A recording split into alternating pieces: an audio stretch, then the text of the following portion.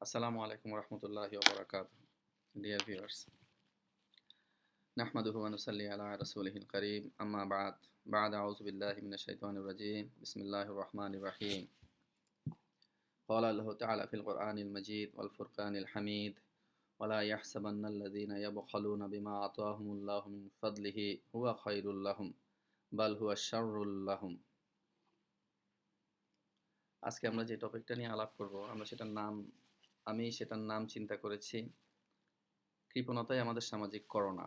কৃপণতাকে আমরা ব্যাধি বলি, আমি এখানে করোনার সাথে তুলনা করছি। কেন করছি?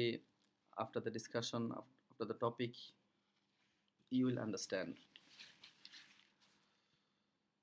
কৃপণতা আমাদের সমাজে এখন অনেক ব্যাপকভাবে আলোচিত সমস্যা, অনেক ব্যাপকভাবে এটা এখন আলোচনায় চলে এসেছে। এমনকি আমাদের প্রাইম মিনিস্টার সংসদে বাংলাদেশের সর্বোচ্চ যেই প্লেস, সেখানে বসে উনি আলাপ করেছেন। উনি আমাদের ধনীদেরকে অ্যাপিল করেছেন যেন তারা তাদের সম্পদ থেকে দরিদ্র মানুষদের সাথে শেয়ার করেন।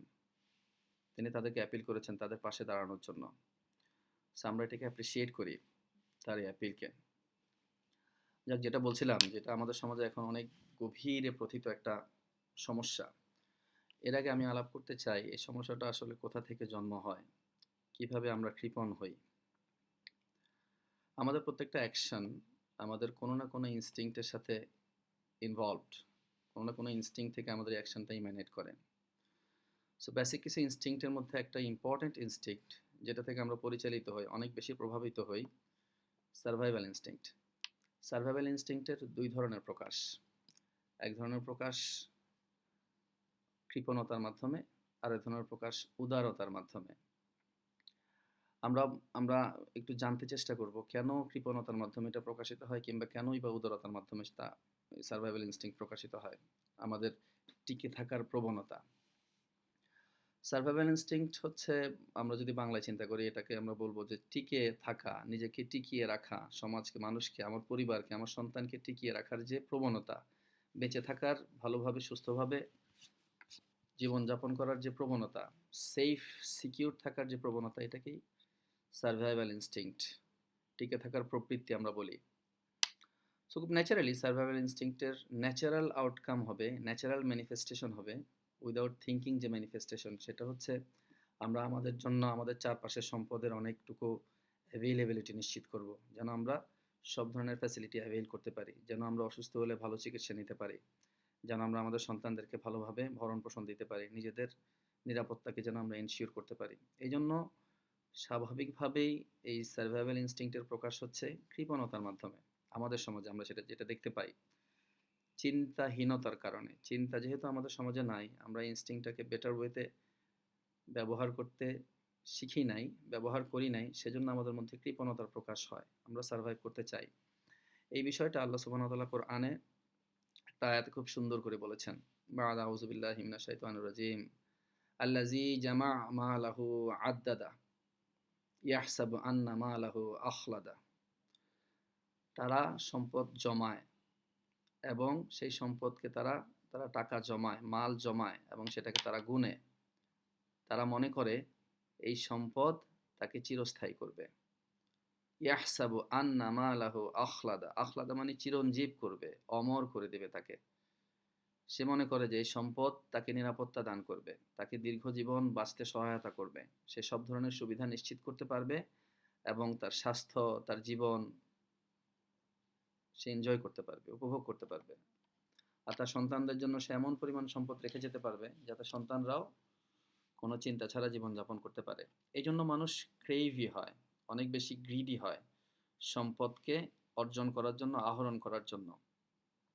আমাদের সমাজে তারই একটা উগ্র প্রকাশ আমরা দেখতে পাচ্ছি বিভিন্নভাবে। চারিদিকের যে এক্সাম্পলগুলো কিছু যদি আমরা তুলে আনি, আমরা আমাদের জীবনকে এত বেশি ভালোবাসি, এত বেশি আমরা চিরঞ্জীব, চিরস্থায়ী হতে চাই যে কোনো রকম বিপদ আমরা আমাদের কাছে আসতে দিতে চাই না। আজকের এই মহামারী পরিস্থিতিতে আমরা যে ভয়াবহ চিত্র দেখতে পেয়েছি, আসলেই খুবই অ্যালার্মিং। আমরা দেখেছি যে গ্রামের কবরস্থানে লাশ দাফন করতে দিচ্ছে না। আমরা দেখতে পেয়েছি এমনকি লাশ বহন করার জন্য খাটিয়া দিচ্ছে না। যেটা আসলে সবার পাবলিক প্রপার্টি, জনগণের প্রপার্টি, সেটা ইউজ করতে দিচ্ছে না। আমরা দেখতে পেয়েছি ডক্টরকে ডক্টর যখন এফেক্টেড হয়েছেন, এই জাতিকে, মানুষকে সুবিধা, মানুষকে হেলথ সার্ভিস দিতে গিয়ে, মানুষকে চিকিৎসা দিতে গিয়ে ডক্টর যখন এফেক্টেড, তখন সেই ডক্টরকে বাসা থেকে বের করে দেওয়া হয়েছে। আমরা দেখতে পেয়েছি যে যেই বাড়িতে করোনা আক্রান্ত রোগী, সেই বাড়িতে ইট পাথর নিক্ষেপ করা হচ্ছে, তাদেরকে সমাজে অচ্ছুতের মতন করে ট্রিট করা হচ্ছে। সো এই করোনা আক্রান্ত ব্যক্তির কাছ থেকে, মৃতদেহের কাছ থেকে সন্তান দূরে সরে যাচ্ছে। প্রত্যেকটা প্রবলেমের গভীরে গেলে আমরা দেখতে পাবো আমরা জীবনকে অনেক বেশি ভালোবাসি। আমরা মনে করি যে আমরা ইয়াহসাবু আন্না মালাহু আখলাদ, আমরা মনে করি যে আমরা অনেক দিন বাঁচবো। সো অনেক দিন বাঁচবো, এটার জন্য আমরা যেরকম সম্পদ আহরণ করি, সেরকম আমরা চারিদিকের বিপদ থেকে নিজেদেরকে অনেক দূরে রাখতে চাই, অনেক অ্যালুফ হয়ে আমরা থাকতে চাই। থেকে আমরা মনে করি যে আমাদের জীবনটাকে আমরা নিশ্চিত করে ফেললাম। এটারই আরও অনেক প্রকাশ আমরা দেখি। আমরা দেখি যে আমাদের সমাজে মেডিকেল ইকুইপমেন্ট কেনার নামে যে দুর্নীতি, মানুষ বেসিক নেসেসিটি, এটাকে কিভাবে দুর্নীতির বিষয়বস্তু বানিয়েছে, অনেকগুলো রিপোর্ট আপনারা দেখতে পেয়েছেন।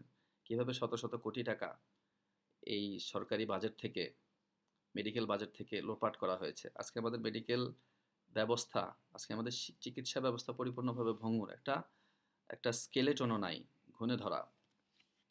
আমরা দেখতে পেয়েছি যে এই যে টেস্ট কিট নিয়ে ইদানিং যে ধস্তাধস্তি চলছে, এখানে অনেক ধরনের আলোচনা আসছে, ব্যবসায়িক স্বার্থ। এখানে আসলে ব্যবসায়িক স্বার্থ আসার কথা ছিল না, এখানে আসার কথা ছিল জনগণের স্বার্থ। যাই হোক, আমরা আশা করি যে এগুলা আমরা সমাধান করতে পারবো, সমাধানের দিকে যাচ্ছি। গতকালকে একটা নিউজ এসেছে যে ওষুধ প্রশাসন এটাকে টেস্ট করার অনুমতি দিয়েছে। আমরা অ্যাপ্রিসিয়েট করি তাদেরকে। তো সব জায়গায় আমরা দেখতে পাচ্ছি যে আমাদের জীবনকে, অন্যের জীবনকে ডিসরিগার্ড করে আমাদের নিজেদের জীবনকে কিভাবে সিকিউর করা যায়, এই প্রবণতা খুবই তীব্রভাবে সমাজের মধ্যে আছে। সমাজের মধ্যে এটা রুল করছে। আমরা দেখতে পাচ্ছি যে আমরা ত্রাণের চাল, মানে টন টন চাল আমরা বিভিন্নভাবে আমাদের সমাজের মানুষ আত্মসাৎ করছে এবং লুটপাট করছে। সো কেন করছে? কারণ আমরা চাচ্ছি, তারা চাচ্ছেন যে ওরা অনেক দিন তাদের পরবর্তী জেনারেশনের জন্য, তারা তো নিজেরা ভোগ করবেনই, এবং তাদের পরবর্তীতে তাদের সন্তান, তাদের সন্তানদের সন্তান, তাদের সন্তানদের সন্তান, এরকম 14-15 পুরুষ পর্যন্ত তারা তাদের তাদের জীবনকে সিকিউর করে রেখে যেতে চান। এই জন্য গরিব মানুষের ত্রাণের সম্পদটাকে পর্যন্ত আমরা আত্মসাৎ করছি। So this things, everything comes from the same source. আমরা ভালোভাবে সার্ভাইভ করতে চাই, আমাদের সার্ভাইভাল ইনস্টিংক্ট থেকে আসে। আমরা লোভী এবং আমরা আমাদের জীবনকে অনেক বেশি ভালোবাসি। আমরা মৃত্যুকে ভয় পাই, আমরা মরতে চাই না। আমি খুবই অবাক হই যে এই বিষয়টা সম্পর্কে আমাদের প্রফেট 1400 বছর আগে বলে গিয়েছেন। যে আল্লাহ রসুল বলেছেন যে তোমাদের মধ্যে ওহান ঢেলে দেওয়া হবে, তোমাদের অন্তরের মধ্যে। ওহান, ওহান কি? সাহাবারা জিজ্ঞেস করলেন, ইয়া রাসূলুল্লাহ, ওহান কি? রাসূলুল্লাহ বললেন যে জীবনের প্রতি অতিরিক্ত লোভ এবং মৃত্যু থেকে অতিরিক্ত ভয়। জীবনের প্রতি প্রচণ্ড লোভী হবা তোমরা, এবং মৃত্যুকে তোমরা অনেক ভয় পাবা, তোমরা মৃত্যু থেকে পালিয়ে যাবা, পালাইতে থাকবা। এটা হচ্ছে ওহান। তো সেই ওহান আমাদের মধ্যে ঢেলে দেওয়া হয়েছে, এবং রাসূলুল্লাহ বলেছেন যে এগুলো হচ্ছে কিয়ামতের আলামত। কিয়ামতের আগে তোমরা দেখবা ওয়ায়ুলকা শুহ, ইউনকিসুল ইউনকিসুল ইলম, নলেজকে কমিয়ে দেওয়া হবে, এবং অন্তরের মধ্যে কৃপণতাকে ঢেলে দেওয়া হবে। কৃপণতাকে ঢেলে দেওয়া হবে। তোমরা দেখবা কৃপণদেরকে মানুষ অনুসরণ করছে, কারণ কৃপণরা সম্পদশালী হবে, তাদেরকে মানুষ অনুসরণ করবে। সো এটা তোমরা দেখতে পাবা। এটা হচ্ছে কেয়ামতের আলামত। সুবহানাল্লাহ, আমরা আমাদের প্রফেটের সত্যবাদিতা, তার নবুয়তের প্রমাণ আমাদের সমাজে প্রতিদিন বিস্তৃত অবস্থায় দেখতে পাচ্ছি। আমরা আসলে অনেকেই, আলোচনাটা এখন অনেক প্রমিনেন্ট, এন্ড টাইম, আখিরি জামান। তো আখিরি জামানের অনেকগুলো সিমটমের মধ্যে এটাও একটা সিমটম, যে আমরা আমাদেরকে ধ্বংসের দিকে, আমরা কৃপণ হয়ে আমরা আমাদের সমাজটাকে ধ্বংসের দিকে নিয়ে যাচ্ছি। চারিদিকের মানুষকে আমরা ডিসরিগার্ড করছি। শুধু নিজেরাই বেঁচে থাকতে চাচ্ছি। সো এখন আমি যাব আসলে কৃপণতাটা কি? আমাদের সমাজকে কিভাবে ইমপ্যাক্ট করে? এটাকে একটু ভালোভাবে বোঝার জন্য ইকোনমির একটা ছোট্ট প্রিন্সিপাল আমাদের বোঝা দরকার। অর্থনীতিতে আপনারা জানেন যে টাকার প্রবাহ, মানি, সম্পদের প্রবাহ খুবই ইম্পর্ট্যান্ট একটা ভাইটাল ফ্যাক্টর। যখন সম্পদের প্রবাহ কমে যায়, তখন গভর্নমেন্টগুলো সারা পৃথিবীতে ইনসেনটিভ দেয় যেন মানুষ ব্যয় করে, যেন মানুষ সম্পদের প্রবাহটাকে স্পিডি করে। ঠিক আছে? এটা একটা ইম্পর্ট্যান্ট কনসেপ্ট ইকোনমিক্সে। আমরা যারা ইকোনমিক্স সম্পর্কে ন্যূনতম ধারণা রাখি, আমরা জানি যে সম্পদের প্রবাহ যদি বন্ধ হয়ে যায়, তাহলে সেই ইকোনমি স্থবির হয়ে পড়বে। আজকে আপনারা দেখতে পাচ্ছেন যে ডলারের যে পতন, আজকে মানে একটা কারেন্সি হিসাবে, রিজার্ভ কারেন্সি হিসাবে ডলারের ফিউচার এখন মানুষ পিপল আর কাউন্টিং। কেন? কারণ এই করোনা ভাইরাসের কারণে পৃথিবীর মানুষগুলো বিভিন্ন জায়গায় ফিক্সড হয়ে গিয়েছে। তারা এখন আর ব্যয় করতে পারছে না। তারা খরচ করছে না। খরচ না করার কারণে সবকিছুতে ডিমান্ড কমে গিয়েছে। ডিমান্ড কমে যাওয়ার কারণে বিভিন্ন ইন্ডাস্ট্রি, এভিয়েশন ইন্ডাস্ট্রি থেকে শুরু করে ট্যুরিজম সবকিছু বসে গিয়েছে। কারোর আর কোনো হোপ নেই। বলা হচ্ছে যে বড়, বড় সুপারস্টার হোটেলগুলো, 5 স্টার হোটেলগুলো সামনের দিনে শরণার্থী শিবির হবে। মিডল ক্লাসদের জন্য, আপার মিডল ক্লাসদের জন্য, হয়তোবা রাস্তার মানুষদের জন্য এটা শরণার্থী শিবির করা ছাড়া, আশ্রয় কেন্দ্র করা ছাড়া কোনো উপায় নাই। আমাদের ওই যে প্রাইমারি স্কুলগুলোকে আমরা যেরকম করি, সমুদ্রের পাড়ে বড়, বড় 5 স্টার হোটেলগুলোকে এরকম শরণার্থী শিবির করতে হবে। সো অর্থনীতিতে সম্পদের প্রবাহ খুবই গুরুত্বপূর্ণ একটা ব্যাপার। এটা না হওয়া মানে অর্থনীতি প্যারালাইজড হয়ে অর্থনীতি শেষ হয়ে যাওয়া। আজকে আমরা আমেরিকান ডলারের সেই পরিণতি দেখতে পাচ্ছি। শুধু তাই কেন, আমরা আমাদের বিজনেসের ক্ষেত্রেও দেখতে পাচ্ছি। আমাদের যেহেতু বায়ার ক্রয় করতে পারছে না, যেহেতু বিক্রেতা বিক্রয় করতে পারছে না, আমরা দেখছি যে আমাদের কৃষক তার উৎপাদিত পণ্য নিয়ে বসে আছেন এবং সেগুলো পচে যাচ্ছে।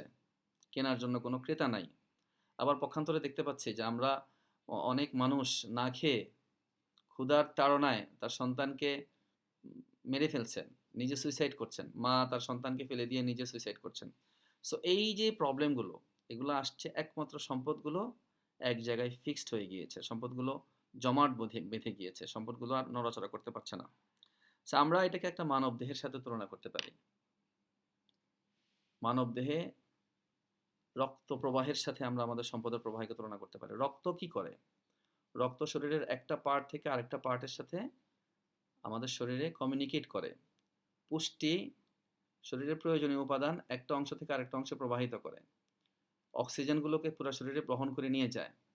যদি রক্ত প্রবাহ ব্যাহত হয়, তাহলে শরীর আস্তে আস্তে করে দুর্বল হয়ে যাবে। যেই অঙ্গে রক্ত প্রবাহ নাই, আমরা জানি সেই অঙ্গটা প্যারালাইজড হয়ে যায়। যদি কারো হাতে রক্ত প্রবাহ না হয়, যে হাতে প্রবাহ হবে না সেই হাতটা অবশ হয়ে যাবে। যেই পায়ে রক্ত যাবে না সেই পাটা অচল হয়ে যাবে। ব্রেনের কোনো শিরা যদি রক্ত প্রবাহ করতে না পারে, সেই ব্রেন নাম্ব হয়ে যাবে, কর্মক্ষমতা হারাবে। সো রক্ত প্রবাহ একটা শরীরের জীবনকে পরিচালনা করার জন্য খুবই একটা ইম্পর্টেন্ট ফ্যাক্টর। মানি, সম্পদের প্রবাহটা হচ্ছে সেরকম রক্তের প্রবাহের মতন। তা আমরা আজকে দেখতে পাচ্ছি যে আমাদের সমাজের মধ্যে এই সম্পদের প্রবাহটা বন্ধ হয়ে গিয়েছে। বন্ধ হয়ে গিয়েছে, এজন্য আমরা আর পুষ্টি পাচ্ছি না। আমাদের সমাজ অর্থনৈতিকভাবে পঙ্গু। মানুষেরা না খেয়ে স্টার্ভ করতেছে, মারা যাচ্ছে, এবং মানুষ তাদের সন্তানদেরকে মেরে ফেলছে। এত হরিবল ঘটনা ঘটছে আমাদের সমাজের মধ্যে, বিকজ এই সম্পদের প্রবাহটা ব্যাহত হয়েছে। আজকে আমি আমার আলোচনার টপিক কেন কৃপণতাই আমাদের সামাজিক করোনা নির্ধারণ করলাম। এটার হিস্ট্রিটা হচ্ছে, আজকে আমি একটা নিউজ পেয়েছি। সেই নিউজের ভিতরে করোনা রোগের ফলাফল, রেজাল্ট কি কারণ করোনা রোগ কি ম্যানিফেস্টেশন, কিভাবে ম্যানিফেস্টেড হয়, এটা নিয়ে আলোচনা এসেছে, এটা নিয়ে একটা গবেষণা এসেছে। ইটালিয়ান একটা হসপিটালটার নাম হচ্ছে পাগমারো হসপিটালের একজন অটোপসি করেন যিনি লাশের, মানে পাগমারো হসপিটাল ইটালিতে 50টা ডেড বডির উপর একটা গবেষণা জরিপ চালানো, ডেড বডিকে গবেষণা করা হয়েছে অটোপসি করার পর। প্রত্যেকটা মৃত্যু ছিল করোনার মৃত্যু। সেগুলোকে যখন কেটে দেখা হলো, তাদের ফুসফুসের ভিতর নিউমোনিয়ার কোনো সিমটম পাওয়া গেল না, সেখানে কোনো কফ পাওয়া গেল না, বরং পাওয়া গেল কি ব্লাড ক্লট, রক্ত জমাট বাঁধা অবস্থায় শিরা উপশিরাগুলোতে জমাট বেঁধে আছে, এগুলোর পথ প্রবাহকে বন্ধ করে রেখেছে। 50টা ডেড বডির উপর পরীক্ষা করে তারা এটা আবিষ্কার করলো, এবং তারা বললেন যে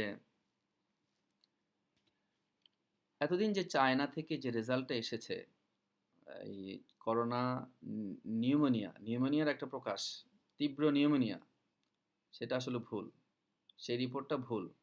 এবং যে ট্রিটমেন্ট করা হয়েছে ভেন্টিলেটর দিয়ে, এবং যে ধরনের মেডিসিনগুলো নিউমোনিয়ার মেডিসিন দিয়ে যে ট্রিটমেন্টগুলো করা হয়েছে, এগুলো ছিল ভুল। এই ট্রিটমেন্টগুলো ঠিক ছিল না। আসলে তাদের জন্য ট্রিটমেন্ট হওয়া উচিত ছিল ওই সমস্ত ওষুধ যেগুলো রক্তকে তরল করে দেয়, রক্ত জমাট ক্লটটাকে খুলে দেয়, রক্ত ক্লটটাকে ছেড়ে দেয়, ছুটিয়ে দেয়। এটা কেন হয়? তারা বলেছেন যে এটা কেন হয়, আমাদের ইমিউন সিস্টেম অতিরিক্ত রিয়াকশন করে, মানে ইমিউন সিস্টেম অনেক বেশি ট্রিগার্ড হয়ে যাওয়ার কারণে তারা সেই ইমিউন সিস্টেমের ভিতর, শরীরের ভিতর সে রক্তগুলোকে জমাট বাঁধে, ফুসফুসে রক্তগুলোকে জমাট বাঁধিয়ে দেয়।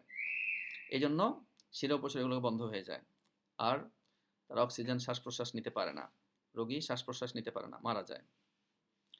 সো এটা একটা প্রচণ্ড প্রদাহ, ভিতরে তারা একটা প্রচণ্ড প্রদাহ অনুভব করে। সেই প্রদাহের রেজাল্টে রক্তগুলো জমাট বাঁধে এবং রক্তগুলো শরীরের শ্বাস প্রশ্বাস, ফুসফুসের সাধারণ কার্যক্রমকে ব্যাহত করে। তো এটা হচ্ছে গিয়ে এখনকার গবেষণার প্র্যাকটিক্যাল রেজাল্ট, তারা সেটা পেলেন। এখন আমরা এটাকে যদি, এই করোনা, এটাকে যদি আমরা তুলনা করি আমাদের সামাজিক ব্যাধির সাথে, কৃপণতা আসলে কি? কৃপণতা তো এই ধরনের একটা, আমাদের সমাজের সম্পদগুলোকে, মানুষের সম্পদগুলোকে, সাধারণ মানুষের যে জীবিকাগুলোকে, যেগুলো একটা জায়গায় ক্লট করে ফেলে, বন্দি করে ফেলে, তাই না? আজকে আমরা দেখতে পাচ্ছি যে মানুষ অনেকেই শত শত কোটি টাকার মালিক। আমাদের প্রাইম মিনিস্টার যাদেরকে আহ্বান করেছেন যে আপনারা আসেন, আপনারা মানুষের পাশে দাঁড়ান, তিনি তো জানেন কার কাছে কত টাকা আছে। শত শত কোটি টাকার যারা মালিক, তারা তাদের সম্পদকে নিজেদের জন্য এবং নিজেদের পরবর্তী 14 পুরুষের জন্য জমিয়ে রেখেছেন, যেন কেউ এসে কোনো অভাবে থাকতে না হয়, তাদের সন্তান যেন থাকে দুধে ভাতে, আর আশেপাশের মানুষ মরে যাক আর যাই হোক, তাতে কোনো কিছুই তাদের আসে যায় না। সো এটা একটা প্রদাহের ঝড়, আমরা করোনার মতন দেখতে পাচ্ছি, প্রদাহের ঝড়, একটা তীব্র জ্বালাতন। তীব্র জ্বালাতনটা কোথায়? পুরো শরীরের ভিতর। আমাদের পুরো সমাজটা অভাবী হয়ে আছে। মানুষ খেতে পাচ্ছে না, মানুষ রাস্তায় ভিক্ষা করেও পাচ্ছে না, আর আমাদের কিছু কিছু ধনী ব্যক্তি এটাকে জমিয়ে পাহাড় করে রেখেছেন। সো এই যে বৈষম্য, এটার কারণে কি হচ্ছে, একটা তীব্র কষ্ট, যন্ত্রণা, প্রদাহ আমাদের মধ্যে তৈরি হয়েছে। আমরা দেখতে পাচ্ছি মানুষের মধ্যে হাহাকার, মানুষরা না খেতে পেয়ে তার স্বামী তার স্ত্রীকে রাস্তায় নিয়ে এসেছে অন সেল। এই সমাজে আমরা বসবাস করি, এবং আমরা মনে করি যে আমরা আমাদের পরবর্তী হয়তো বা 50 জেনারেশন না, আমরা আমাদের 14 জেনারেশনকে আমরা সিকিউর করে রেখে যাব। আমরা মানুষের সম্পদকে আত্মসাৎ করব, ঘুষ, দুর্নীতি, সুদ, এগুলোর মাধ্যমে আমরা লুটপাট, মানুষের সম্পদগুলোকে আমরা কুক্ষিগত করব, করে আমার নিজের জেনারেশনকে শুধুমাত্র আমরা সেভ করব। আমি সারভাইভ করব, আমার সার্ভাইভাল ইনস্টিংক্টকে আমি স্যাটিসফাই করব। সমাজ সারভাইভ করুক কি না করুক, আই ডোন্ট কেয়ার। সো এই যে টেনে নেওয়ার প্রবণতা, এই যে একটা স্কুইজ করে নেওয়ার প্রবণতা, এটাই হচ্ছে কৃপণতা। এই যে সম্পদকে এক জায়গায় জমায়ে ফেলার প্রবণতা, জমায়ে ফেলে, এটাই হচ্ছে কৃপণতা। এটাই হচ্ছে রক্ত, সম্পদ মানি টাকা জমাট বেঁধে যাওয়ার মতন। অর্থনৈতিক রক্তকে আমরা জমাট বাঁধিয়ে ফেলেছি কিছু কিছু অ্যাকাউন্টে এবং কিছু কিছু ব্যক্তির পকেটে। এই জন্য আজকে আমরা চারিদিকে প্রদাহ, তীব্র হাহাকার, তীব্র চিৎকার আমরা টের পাই, আমরা শুনি প্রতিদিন। মানুষরা চিৎকার করছে, আর আমি ভাবছি যাদের কাছে আমাদের সম্পদ আছে তারা ভাবছি আমাদের সম্পদ নিয়ে আমরা নিরাপদ আছি, নিরাপদ থাকব। কিন্তু প্রশ্ন করি তাদেরকে, আপনার চারপাশের সমাজ যদি অস্থির হয়ে যায়, সমাজ যদি তীব্র প্রদাহে, তীব্র যন্ত্রণায়, যদি তীব্র জ্বালাতনে যদি সমাজ আজকে নৈরাজ্যের দিকে চলে যায়, আপনি কি আপনার সম্পদ নিয়ে নিরাপদ থাকতে পারবেন? পারবেন না। অনেক ধরনের রিপোর্ট আমরা দেখতে পাচ্ছি যে মানুষ হচ্ছে গিয়ে পুলিশের ড্রেস পরে আসছে, ডক্টরের অ্যাপ্রন পরে আসছে, পরে এসে বলছে যে এটা হচ্ছে এখানে করোনা রোগী আছে, আমরা তাদেরকে নিয়ে যেতে এসেছি। পরে সে ঘরে গিয়ে ডাকাতি করছে, কিংবা ডাকাতি করতে পারে নাই দারোয়ানের সতর্কতার কারণে। এই যে আমরা দেখতে পাচ্ছি যে রাস্তায় লুটপাট হচ্ছে, ত্রাণের গাড়ি মানুষ লুট করে নিয়ে যাচ্ছে, যারা অভাবী মানুষ তারা তো এটাই করছে। আপনি আপনার সন্তানকে, আপনার 14 পুরুষকে নিরাপদ রাখতে চান, আমরা আমাদের 14 পুরুষকে নিরাপদ রাখতে চাই, কিন্তু ঠিক সেরকম আরেকজনও তো তার সন্তানটার মুখের মধ্যে, তার তার প্লেটের মধ্যে একটু খাবার দিতে চায়। আমরা সেটাকে এক জায়গায় বন্দি করে রেখেছি। এই সিচুয়েশনটা আমাদের প্রফেট সাল্লাল্লাহু আলাইহি ওয়াসাল্লামের একটা হাদিসে খুব সুন্দর করে এসেছে। উনি বলেছেন কৃপণতার উদাহরণ হচ্ছে এইরকম, যে একজন মানুষ বর্ম পরিহিত অবস্থায় আছে, পুরো শরীরে তার বর্ম, যখন সে দান করতে চায় তার বর্মটা তাকে খামচি দিয়ে টেনে ধরে, যেন সে আর দান করতে না পারে, যেন সে স্কুইজড হয়ে যায়। সে দান করতে তার অনেক কষ্ট হয়, পকেট থেকে টাকাটা বের করতে তার অনেক কষ্ট, ব্যাংক থেকে একটা চেক মানুষের জন্য দান করতে এটা অনেক কষ্ট হয় তার, সেটা দিতে পারে না। এটা হচ্ছে কৃপণতা।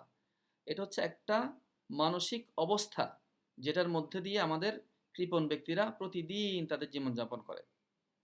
আমরা মনে করি রাস্তায় বের হলে আমাদের পকেট থেকে 100 টাকা দিয়ে দিলাম, 50 টাকা দিয়ে দিলাম, অনেক ফকির, কাউকেই ফিরাইলাম না, আমরা অনেক উদার। No, that is not the fact. আমাদের মানুষ, সমাজের মানুষ না খেয়ে আছে, আর আমি আমার ব্যাংকে শত কোটি, হাজার কোটি টাকা রেখে দিয়েছি, আর আমি সেখানে কোনো হাতই দিচ্ছি না, আমার পকেটের খুচরা টাকা থেকে আমি কিছু তাদেরকে দিচ্ছি। This is not, this is not উদারতা, এটা হচ্ছে কৃপণতা। ঠিক আছে? প্রফেট সাল্লাল্লাহু আলাইহি ওয়াসাল্লামকে জিজ্ঞেস করা হলো, ইয়া রাসূলুল্লাহ, কোন দানটা সবচেয়ে উত্তম? রাসূলুল্লাহ বললেন, ওই দান যেটা তুমি দারিদ্র্যের ভয় থাকা সত্ত্বেও করো, সেটা হচ্ছে উত্তম। আমাদের দারিদ্র তো দূরের কথা, আমাদের 100 বছর পরের প্রজন্মের কাছেও দারিদ্র আমরা আসতে দিব না, আমাদের সেই ভয় তো আসার কোনো প্রশ্নই আসে না। তো কৃপণ ব্যক্তির উদাহরণের সাথে আমাদের সমাজের এখনকার যে কৃপণতা, তা পরিপূর্ণভাবে এটা প্রফেটিক। দিস হাদিস has come from our prophet Muhammad সাল্লাল্লাহু আলাইহি ওয়াসাল্লাম, যিনি হচ্ছেন সবচেয়ে সত্যবাদী পৃথিবীতে। তিনি বলেছেন, এবং ওনার এই কথাটা হচ্ছে ওয়াহি, আল্লাহর পক্ষ থেকে। আর আল্লাহ সুবহানাহু ওয়া তাআলা জানেন তার বান্দার অবস্থা কি, কৃপণ বান্দার অবস্থা কেমন হবে। সো আমরা স্কুইজ করে নিজেদেরকে, আমরা স্কুইজ করে আমাদের সম্পদগুলোকে আমরা আমরা জমাই, আমরা এটাকে পাহারা দিয়ে রাখি। জামা আমালাহু ওয়া আদ্দাদা, গুনি, এবং ওয়াহসাবু আন্না মালাহু আখলাদা, এবং মনে করি এই সম্পদ আমাকে চিরঞ্জীব, চিরস্থায়ী করবে, কিন্তু করবে না। সো আমরা এটা আলাপ করলাম যে সমাজ যখন বিশৃঙ্খল হয়ে যাবে, আমার আশেপাশের মানুষগুলো যখন খেতে পাবে না, আমি লাশের উপর দিয়ে আমি ভালো থাকতে পারবো না, আমি সুস্থ থাকতে পারবো না। সো আমাদের যারা যারা এখনো এই সম্বিত ফিরে পায়নি, তাদের এখনো চিন্তা করার সময় এসেছে, আমাদেরকে গভীরভাবে চিন্তা করতে হবে। এই প্রবলেমটা আজকের এই মহামারীর কারণে আমাদের চোখের সামনে চলে এসেছে, কিন্তু এটা আমাদের সমাজের অনেক গভীরে, অনেক গভীরে এই কৃপণতা বিভিন্নভাবে ম্যানিফেস্টেড হয়। আমরা একজন মানুষকে অ্যাপ্রিসিয়েট করতে পারি না, একটা ভালো কাজকে অ্যাপ্রিসিয়েট করি না, অ্যাপ্রিসিয়েট না করতে পারাটাও একটি কৃপণতা। প্রফেসর সাল্লাল্লাহু আলাইহি ওয়াসাল্লাম বলেছেন যে সালাম দেয় না, যে সালামের জবাব দেয় না, সে হচ্ছে কৃপণ ব্যক্তি, মানে উদার না, একটা কাজকে অ্যাপ্রিসিয়েট করে না। আমরা অনেকেই মনে করি সালাম তো আমাকেই দেবে, আমি কেন সালাম দেব, দিস ইজ কৃপণতা। রাসূল সাল্লাল্লাহু আলাইহি ওয়াসাল্লাম বলেছেন যে আমার নাম যার সামনে উচ্চারিত হবে, তারপর সে আমার উপর দরুদ পড়বে না, সে হচ্ছে কৃপণ ব্যক্তি, সে হচ্ছে সবচেয়ে বড় কৃপণ। সো কৃপণতা শুধুমাত্র টাকা জমা রাখলাম ব্যাপারটা তাই না, আমি অন্যকে অ্যাপ্রিসিয়েট করতে পারলাম না, আমি অন্যের একটা কাজকে রেকগনাইজ করলাম না, তাহলে আমি কৃপণ। ওয়া ইন শাকারতুম লা আযীদান্নাকুম, আল্লাহ রাসূল সাল্লাল্লাহু আলাইহি ওয়াসাল্লাম বলেছেন, এটা কোরআনের আয়াত, তুমি যদি শুকরিয়া আদায় করো আল্লাহ বাড়ায় দিবেন। আল্লাহ রাসূল বলেছেন, যে ব্যক্তি বান্দাকে অ্যাপ্রিসিয়েট করতে পারে না, বান্দার শুকরিয়া আদায় করতে পারে না, সে আল্লাহ সুবহানাহু ওয়া তাআলার শুকরিয়া আদায় করতে পারবে না, পারে না। যে সৃষ্টির শুকরিয়া যে আদায় করতে পারবে না, সে স্রষ্টার শুকরিয়া আদায় করতে পারবে না। So we need to consider, we need to think where is my position, where is our position.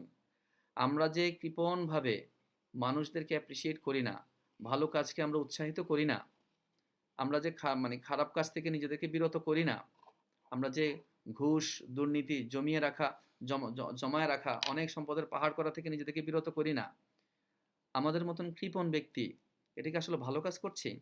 আমি প্রথমে যেই আয়াতটা তিলাওয়াত করেছিলাম, আল্লাহ সুবহানাহু ওয়া তাআলা বলেছেন যে যারা আল্লাযিনা, যাদেরকে আমি সম্পদ দিয়া, লা ইয়াহসাবান্নাল্লাযিনা ইয়াবখালুনা, তাদেরকে চিন্তা করতে মানা করো, যারা, তাদেরকে এই চিন্তা করতে মানা করো যারা কৃপণ, বিমা আতাহুমুল্লাহু মিন ফাদলিহি, আল্লাহ তাদেরকে যেই ফদল, যেই মার্সি আল্লাহ তাদেরকে দিয়েছেন, সেটা যদি তারা বখলি করে, তারা যদি নিজেদের মধ্যে কৃপণভাবে আটকায় রাখে, তাদেরকে চিন্তা করতে মানা করো যে এটা তাদের জন্য খায়রুল লাকুম, এটা তাদের জন্য ভালো। খায়রুল লাহুম, এটা তাদের জন্য ভালো না। হুয়া খায়রুল লাহুম, এটা তাদের জন্য ভালো, এটা তাদের জন্য তারা মনে না করে। বাল হুয়া শাররুল লাহুম, বরং এটা তাদের জন্য হচ্ছে গিয়ে শার, খারাপ, ওর্স্ট। সো ওর্স্ট যেটা আপনার ব্যক্তিগতভাবে আল্লাহ সুবহানাহু ওয়া তাআলা বলছেন, এটা আসলে সামগ্রিকভাবে, রাষ্ট্রীয়ভাবে এটা আমাদের জন্য খারাপ, সামগ্রিকভাবেও। কারণ আমার আশেপাশের মানুষ খারাপ থাকবে, আমি ভালো থাকবে, এটা তো আসলে হতে পারে না। এটা সমাধান কি? কৃপণতা আমাদের সমাজের কারণা, আমাদের সমাজের একটা অনেক বড় ডিজিজ। এটা সমাধান কি? আজকে খুবই প্যারাডক্সিক্যাল, হয়তো আল্লাহ সুবহানাহু ওয়া তাআলা আমাদেরকে লেসন দিতে চান, আমাদেরকে শিখাতে, জানাতে চান যে এটা সমাধান। এই যে করোনার যে সমাধান, কনসেপচুয়ালি সমাধান তো তাই, প্রিন্সিপালি সমাধানটা তাই। করোনার সমাধানের ব্যাপারে ডক্টর কি বলছেন? ডক্টররা বলছেন এটা সমাধান হচ্ছে অ্যান্টি ক্লটিং ওষুধ প্রয়োগ করা, যাতে ব্লাডগুলো ক্লট বাঁধবে না, ব্লাডগুলো যেন তরল থাকে, ব্লাডের সার্কুলেশন যেন ঠিক থাকে। ডক্টররা প্রপোজ করেছেন অনেক ধরনের ওষুধ আছে যেটা মানে রক্ত জমাট বাঁধতে বাধা দেয়, রক্তকে সচল করে। সো আমাদের করোনা, আমাদের সামাজিক করোনার ওষুধ কি? রক্তবল, সম্পদকে জমাট বাঁধতে বাধা দিবে কে? সম্পদকে জমাট বাঁধতে বাধা দিবে হচ্ছে গিয়ে দানশীলতা, উদারতা। উদারতা, কৃপণতা করোনার মতন, করোনা মানুষকে যেরকম মৃত্যুর দিকে নিয়ে যায়, কৃপণতা মানুষকে জাহান্নামের দিকে নিয়ে যায়। রাসূল সাল্লাল্লাহু আলাইহি ওয়াসাল্লামের একটা হাদিস, উনি বলেছেন যে বুখালাত, কার্পণ্য, বুখালাত হচ্ছে জাহান্নামের একটা বৃক্ষ। যে হচ্ছে কৃপণ, সে বুখালাত, ওই বৃক্ষটাকে ধরে রাখে, এবং ওই বৃক্ষটা, এই কৃপণতার বৃক্ষটা তাকে জাহান্নামে না নিয়ে আর ছাড়ে না, তাকে জাহান্নামেই নিয়ে যায়। সো বুখালাত, যারা আজকে আমরা এই ক্লটিং, সামাজিক সম্পদকে জমাট বাঁধানোর জন্য যারা দায়ী, ওই ভাইরাসের মতন, ওই ব্যক্তিগুলো, ওই কৃপণ মানুষগুলো, তারা সতর্ক হন। কৃপণতা হচ্ছে একটা গাছ, একটা বৃক্ষ, আপনি যেই গাছের ডালটা আঁকড়ে ধরেছেন, যেই ডালটা আপনাকে, এবং আমরা যারা কৃপণ, যারা এটাকে আঁকড়ে ধরেছি, তাদেরকে জাহান্নামে না নিয়ে রাখবে না, জাহান্নামে না নিয়ে থাকবে না। তাহলে এটার ওষুধটা কি? বললাম যে এটার অপোজিটটাই হচ্ছে ওষুধ, উদারতা। প্রফেসর আসলাম বলেছেন যে সাল্লাল্লাহু আলাইহি ওয়াসাল্লাম, সাখাওয়াত হচ্ছে জান্নাতের একটা বৃক্ষ। এটা হচ্ছে উদারতা, উদারতা, দানশীলতা। যে ওই বৃক্ষটাকে আঁকড়ে ধরবে, সেটা তাকে জান্নাতে না নিয়ে ছাড়বে না। একই হাদিস। বুখালাত তাকে জাহান্নামে না নিয়ে ছাড়বে না, আর সাখাওয়াত তাকে জান্নাতে না নিয়ে ছাড়বে না। সো আমরা সাখাওয়াত বৃক্ষের ডালটা আঁকড়ে ধরি, তাহলে আমরা বেঁচে যাব। দেখেন, ইসলামিক প্রিন্সিপালগুলো আমাদের ব্যক্তি জীবনের জন্য, সমাজ জীবনের জন্য যে প্রিন্সিপালগুলো আমাদের প্রফেট সাল্লাল্লাহু আলাইহি ওয়াসাল্লাম দিয়েছেন, অর্থনৈতিক যে প্রিন্সিপালগুলো, প্রত্যেকটাতে কিন্তু সম্পদের প্রবাহকে নিশ্চিত করা হয়। উনি বলেছেন যে যার প্রতিবেশী ক্ষুধার্ত অবস্থায় রাত্রি যাপন করে, সে আমার কেউ না, সে আমার দলভুক্ত না। কত স্ট্রং! প্রতিবেশী কনসেপ্টটা কি? আমি তো এখন আমার পাশের ফ্ল্যাটের মানুষটাকে চিনি না, তাহলে কিভাবে হবে? 40 বাড়ি পর্যন্ত প্রতিবেশী, 40টা বিল্ডিং পর্যন্ত আপনার প্রতিবেশী। ওই হাদিসের ফিজিক্যাল ব্যাখ্যা। কিন্তু এটা যদি আমরা কনসেপচুয়ালি ব্যাখ্যা করি, আমরা দেখব প্রতিবেশীর কনসেপ্টটা এখন একটু ডিফারেন্ট। আপনার ফেসবুকে যারা কানেক্টেড, আপনি যাদের সাথে ইনফরমেশনের লেনদেন আপনার যাদের আছে, যাদের ব্যাপারে আপনার নিউজ আছে আপনার কাছে, আপনি যাদের ব্যাপারে জানেন, এরা সবাই আপনার প্রতিবেশী। যাদেরকে আপনি ফিজিক্যালি রিচ করতে পারেন, আপনার বিকাশ নাম্বার দিয়ে, আপনি মানি ট্রান্সফার দিয়ে, আপনি ব্যালেন্স দিয়ে, যাদেরকে আপনি রিচ করতে পারেন আপনার কমিউনিটির ভিতরে এবং আপনার গ্রামে, আপনার ফাদার ইন লয়ের গ্রামে, যেখানেই আপনি যাদেরকে চিনেন, the information you get about any poverty, he is your neighbour, আপনার প্রতিবেশী। সো প্রতিবেশীর কনসেপ্টটাকে এখনকার মডার্ন লাইফস্টাইলের মধ্যে আমাদেরকে অ্যাডপ্ট করে চিন্তা করতে হবে। ওই যে আমি পাশের বিল্ডিংয়ে কে, তাদের নামও জানি না, চিনিও না, তাদের পরিবারে কজন আছে আমি হিন্দু মানে কিছুই জানি না আমি। তো তো আমার প্রতিবেশী, তাহলে উনি খেয়ে আছে না খেয়ে আছে, আমাকে আমি ইনফরমেশনটা পাবো না। কিন্তু উনি আবার অনেকের সাথে কানেক্টেড, উনি অন্য যাদের সাথে কানেক্টেড সবার প্রতিবেশী। সো আমি আমার সাথে যারা আমি আমি আমি যাদেরকে চিনি, আমার ফুপু, আমার চাচা, আমার চাচাতো চাচা, আমার ফুফাতো চাচা, আমার ভাই, আমার বোন, আমার আত্মীয় স্বজন, আমার বন্ধু বান্ধব, আমার সার্কেল, আমার ব্যাচমেট, আমার ইয়ারমেট, ঠিক আছে, যে যেখানে থাকুক না কেন, এরা সবাই আমার প্রতিবেশী। সো ওই বিষয়টাকে মাথায় রেখে আপনাকে এই হাদিসটাকে এনাক্ট করতে হবে। আল্লাহ সুবহানাহু ওয়া তাআলা বলেছেন যে যারা হচ্ছে আল্লাযিনা ইউনফিকুনা ফিস-সাররাই ওয়াদ-দাররাই, যারা ব্যয় করে, কখন ব্যয় করে? যখন তারা সচ্ছলতার মধ্যে আছে তখনও ব্যয় করে, যখন তারা দারিদ্র্যের মধ্যে, অভাবের মধ্যে আছে তখনও ব্যয় করে। সো ব্যয়টা খুবই স্ট্রং একটা কনসেপ্ট। সো আমরা আগে যেটা আলাপ করছিলাম, দেখছিলাম যে কৃপণতা প্রকাশের মাধ্যমে আমরা আমাদেরকে সেভ করতে চাই। কিন্তু প্রফেট বলেছেন দানশীলতার মধ্যে তোমাদের মুক্তি, তোমাদের প্রোটেকশন। তোমরা বেশি বেশি করে দান করো, কারণ দান তোমাদেরকে অপমৃত্যু থেকে রক্ষা করবে। কারণ দান হচ্ছে গিয়ে তোমাদেরকে তোমাদের সামনে বিপদগুলো যেগুলো আসবে সেগুলোকে প্রতিবন্ধকতা তৈরি করবে। আপনি দেখেন দান করবেন মানে আপনার সমাজ সচ্ছল। আমি যদি এটাকে প্র্যাকটিক্যালি ব্যাখ্যা করি, আপনার সমাজে সবাই ভালো সচ্ছলতার মধ্যে আছে, তাহলে আপনি আর ডাকাতের সামনে পড়বেন না, আপনার বাসায় লুটপাট হবে না, ভয়ঙ্কর সব মৃত্যু আপনার সামনে আসবে না। তো দানশীলতা তোমাদেরকে ভয়ঙ্কর মৃত্যু থেকে রক্ষা করবে। তোমরা সেই সময় আসার পূর্বে দান করো, যখন তোমরা দান করার সুযোগ পাবা না। দানশীলতা তোমাদের জন্য বিপদের সামনে প্রতিবন্ধকতা হয়ে দাঁড়াবে। সো দানশীলতা হচ্ছে আমাদের জন্য এই রোগ থেকে মুক্তির একমাত্র পথ। উদারতা হচ্ছে এই রোগ থেকে মুক্তির একমাত্র পথ। এবং এটা অনেক উৎসাহিত করেছেন আল্লাহ সুবহানাহু ওয়া তাআলা তার কোরআনে। আমাদেরকে এই অনুযায়ী আমাদের জীবনটাকে সাজাতে হবে। আমাদেরকে উদার হতে হবে, দান করতে হবে। দানের অনেক ইনসেনটিভ আল্লাহ রসুল এবং আল্লাহ সুবহানাহু ওয়া তাআলা আমাদেরকে বলেছেন। আমি আপনাদেরকে লাস্ট একটা আয়াত বলে আজকের এই আলোচনা এখানে শেষ করব। দ্য ভার্চু অফ চ্যারিটি, দানশীলতার জন্য যেই অনেক রিওয়ার্ডের কথা আল্লাহ সুবহানাহু ওয়া তাআলা বলেছেন, সেরকম একটা আয়াত বলবো, বলে আমি আমার আলোচনা শেষ করবো ইনশাআল্লাহ। আউযু বিল্লাহি মিনাশ শাইতানির রাজিম। মাসালুল লাযিনা ইউনফিকুনা আমওয়ালাহুম ফি সাবিলিল্লাহি কামাসালি হাববাতিন আনবাতাত সাবআ সানাবিলা। যারা আল্লাহর রাস্তায় ব্যয় করে, আল্লাহর জন্য ব্যয় করে, এই যে আল্লাহর বান্দাদের জন্য ব্যয় করে। আল্লাহর রাস্তায় মানুষকে দেওয়া কি আল্লাহর রাস্তায়? হ্যাঁ, আল্লাহর রাস্তায়। আমি এখানে আরেকটা হাদিস বলবো এই আয়াতের সাথে, এই আয়াতের ফাঁকি দিয়ে। আল্লাহ সুবহানাহু ওয়া তাআলা কিয়ামতের দিন জিজ্ঞেস করবে, আমি তো অভুক্ত ছিলাম, তোমরা আমাকে আহার দাও নাই, খাবার দাও নাই। এটা হাদিসে কুদসি, এটা সরাসরি আল্লাহ সুবহানাহু ওয়া তাআলার কথা, আল্লাহ রসুলের মুখ দিয়ে বের হয়েছে। আল্লাহ রসুল নিজে বলেন নাই, অন্যগুলো ওয়াহি, কিন্তু আল্লাহ রসুল নিজের ভাষায় বলেছেন। এটা ওয়াহি এবং সরাসরি আল্লাহ রসুলের মুখ দিয়ে এসেছে কোরআনের আয়াতের মতন। আল্লাহ সুবহানাহু ওয়া তাআলা বলছেন যে আমি অভুক্ত ছিলাম, তোমরা আমাকে খাবার দাও নাই। আমরা বলবো, যারা কৃপণ তারা বলবে, হে আল্লাহ, কিভাবে আপনি অভুক্ত ছিলেন? আপনি তো হচ্ছেন গিয়ে অভাবমুক্ত, আপনি তো হচ্ছেন আপনি কিভাবে অভুক্ত থাকবেন? আল্লাহ বলবেন, হ্যাঁ, আমার বান্দা অভুক্ত ছিল, তোমরা তাদেরকে খাবার দাও নাই। অনেক বড় অভিযোগ। মা লাকুম, তোমাদের কি হলো যে তোমরা তাদের ডাকে সাড়া দিচ্ছ না? মুস্তাদআফিনা মিনার রিজালি ওয়ান নিসাই, যারা দুর্বল, বৃদ্ধ বনিতা, দুর্বল অবাল বৃদ্ধ বনিতা, তাদের ডাকে তোমরা সাড়া দিচ্ছ না কেন? তারা আজকে হাহাকার করতেছে, ক্ষুধায়, দারিদ্র্যে, তৃষ্ণায় তারা হাহাকার করছে, তোমরা কেন তাদের ডাকে সাড়া দিচ্ছ না? সো আমওয়ালাহুম ফি সাবিলিল্লাহি, আল্লাহর রাস্তায় যারা ব্যয় করে, আল্লাহর রাস্তায় ব্যয় করে, আজকে অভাবী মানুষগুলোর মুখে দেওয়া, আল্লাহর রাস্তায় ব্যয় করা। কামাসালি হাব্বাতিন আম্বাতাত সাবআ সানাবিলা, সেটা হচ্ছে একটা বীজের মতন, একটা ধান, চিন্তা করেন একটা ধান, একটা শস্যের মতন। সেটা হচ্ছে সেই শস্যটা বপন করলে তার কাছ থেকে 7টা সাবআ সানাবিলা, 7টা তার শীষ হয়।